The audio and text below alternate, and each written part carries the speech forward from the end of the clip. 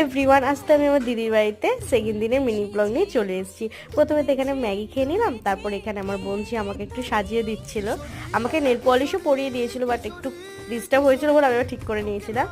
আর তারপরে তো এখানে আমার জায়ও আমার দিদিকে কি সুন্দর তেল মাখিয়ে দিচ্ছিল চানে যাওয়ার আগে। আর তার কিছুক্ষণ পর ওর সাথে খেলছিল, আর ওর তো এগুলো পুরো প্র্যাকটিস হয়ে গেছে আমার মামামের।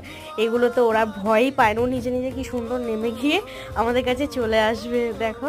তারপর এখানে তো খেতে দিয়ে দিয়েছিল দিদি, আর করেছিল শিম বাটা আর হচ্ছে চিকেন, যেখানে দুটো রান্নাই খুব সুন্দর হয়েছিল আমার দিদি।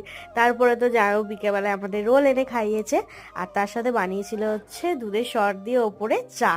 আর রাতে হয়েছিল হচ্ছে বাঁধাকপি আর ডিমের ঝোল, সেটাও খুব সুন্দর খেতে হয়েছিল। আর তারপরে এনেছিল হচ্ছে রসমালাই, সেটা খেয়ে আমরা বাড়ি চলে আসছিলাম। আর বাড়ি আসার সময় আমার বোনজির মুখটা একটু ছোট হয়ে গেছিলো, যেহেতু ওর মনটা খারাপ ছিল। তারপর আমার মা দিদি ওকে চুমকে চলে এসছে।